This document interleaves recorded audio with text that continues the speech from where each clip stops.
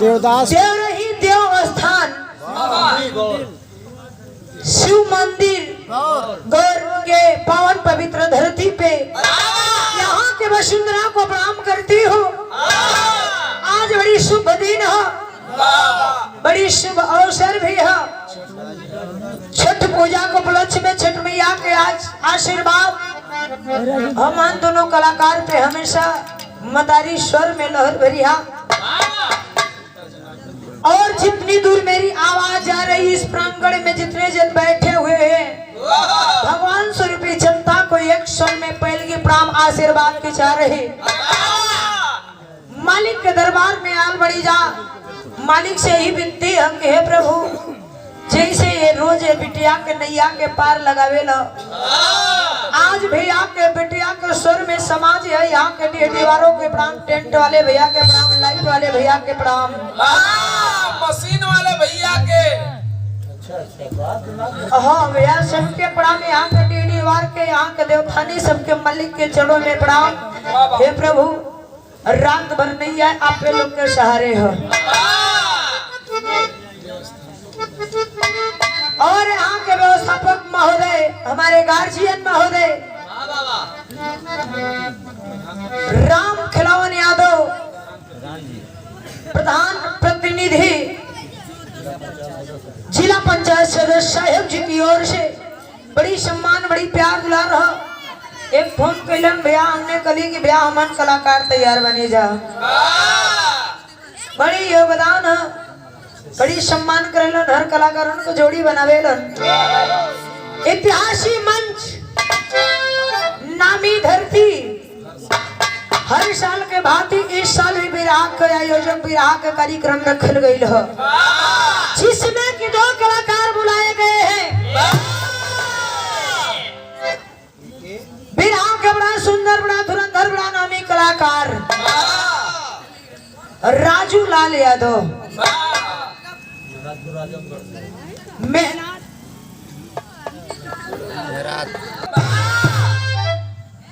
ये अपने हिंदुस्तान का प्रथम रीति रिवाज है कि कोई भी कार्य कैला से पहले लोग अपने इष्ट देवी देवता का अर्चना वंदना करते हैं। जैसे में बन के चाहे वाला भैया लोग वीर बजरंगबली के पूजा करेलन,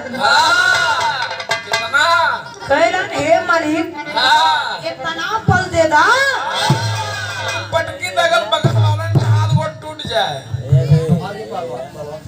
भैया कहे हमारे और झगड़ा ना लगा था। नहीं यार जब पहलवान लड़े जाते तो हाँ मैदान में पहलवान लड़न तो कहलन कि हे बजरंगबली पटकी तो हमार नाम होखे, लेकिन सामने वाले को टूट जाए। नहीं भैया तोरे सामने वो नहीं हुआ। धन के चाहे वाला भैया लोग आई लक्ष्मी के पूजा करते हैं, कहलन हे बतारी इतना धन देगा कि परिवार छोड़ के बहरी न जाए के पड़े। हम लोग जैसा सोच साधक गवैया लोग, छोट बच्चा स्कूल का पढ़वैया लोग,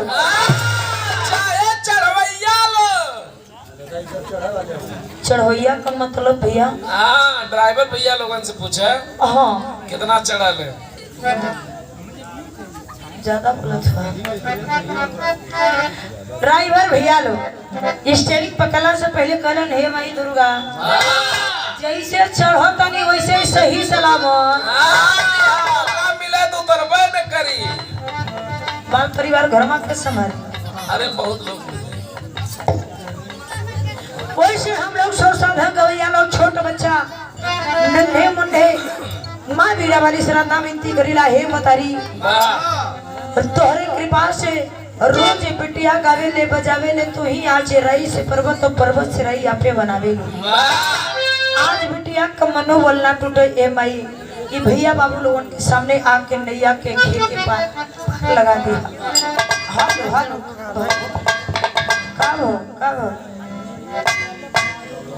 हालो हालो हालो हालो बैठा था हालो बैठ गई।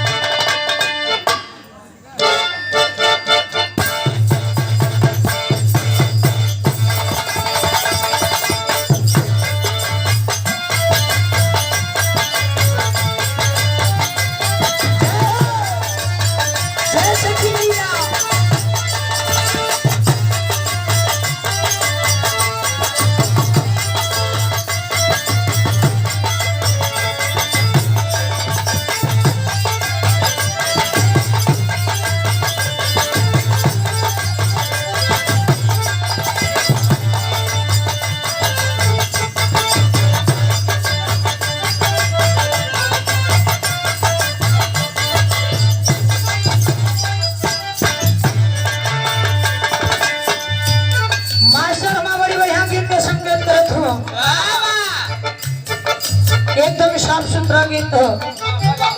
कोनो लड़की के नया नया शादी भइले ससुरा गइले ससुरा से वापस आई हो बड़ी तकलीफ में हियो कहत हिय खान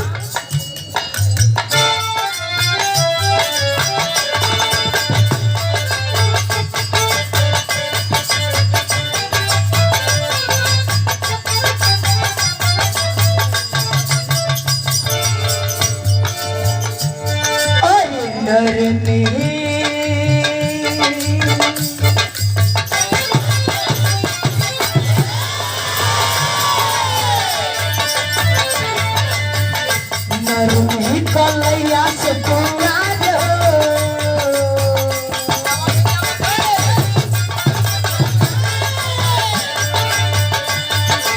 नरमी कलैया से पूरा चुभी काला कंगनवा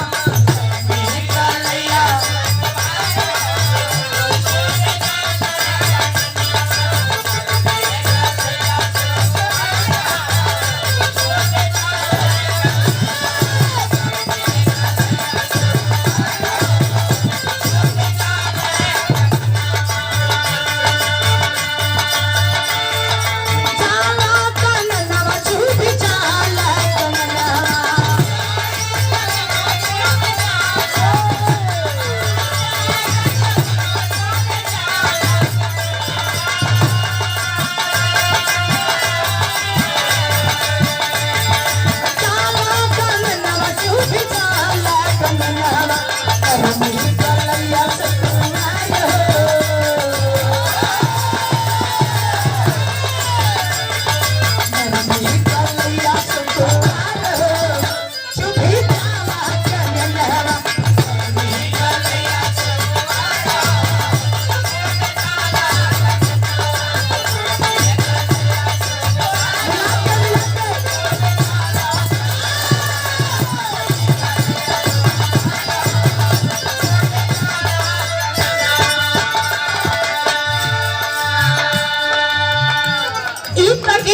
से बढ़िया भाव हो बिटिया माँ छठी मैया के दरबार में आई रहे हे मतरी तू ही ये बिटिया कन्हैया के पार लगावेलू आप भी लोग के तू कौने कौने रूप में पूजालू हे मतारी ये बिटिया के ना देखले हो ना सुनले हम तेरे दरबार में आके आचरण झुकूले बानी ये बिटिया कन्हैया के पार लगई हा कैसे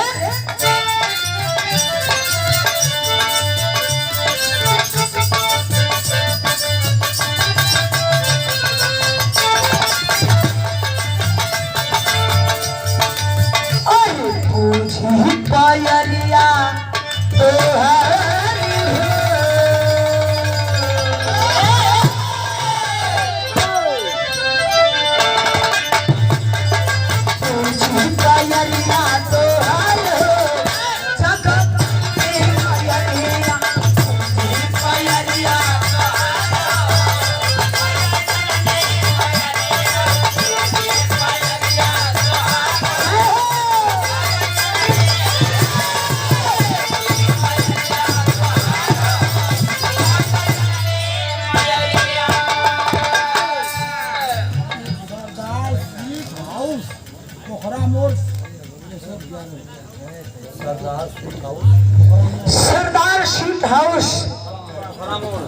सरदार सीट हाउस पोखरा मोड़ के धरती से 111 रुपए लेके बाबूजी के छोड़ो प्रणाम आशीर्वाद के चाह रहे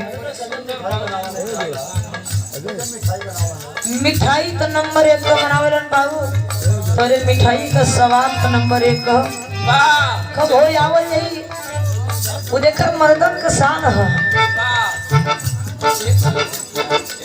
ये तो यही में पहचान बनेला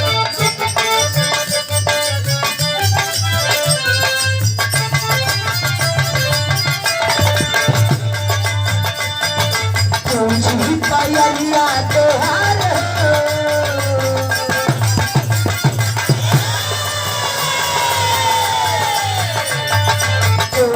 पायलिया तोहार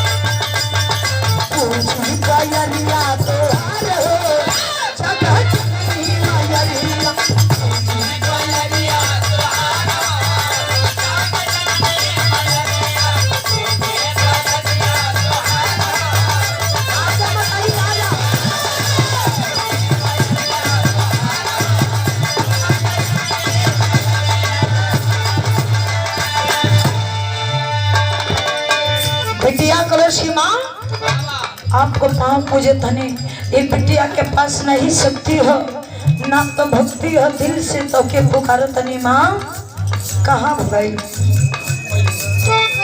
पहली लाइन में बिटिया बतौले है कहाँ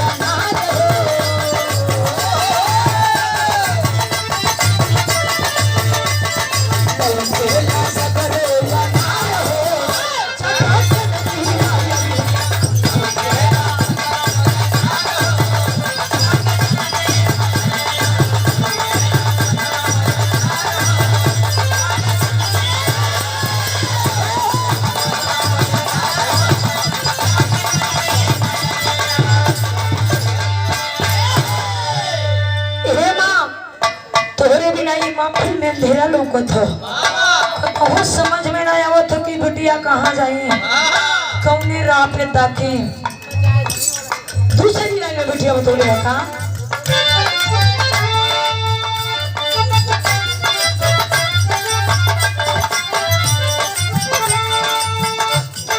नहीं चाहिए धान नहीं चाहिए खजनावा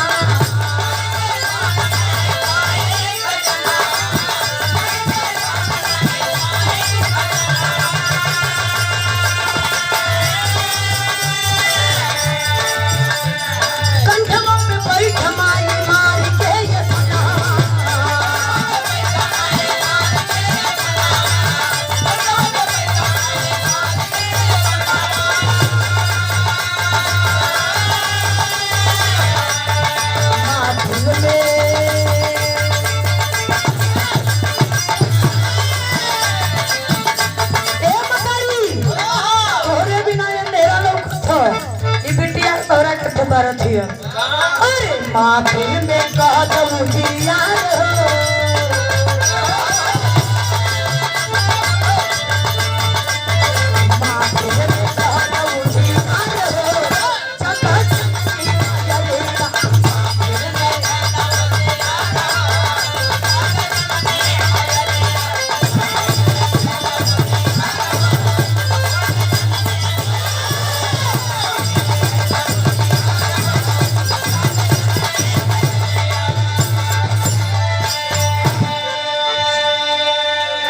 दिया कलश की मतारी महफिल में अंधेरा लौकत तोहरे बिना एक गुदम उजाला करे वाला केहू ना है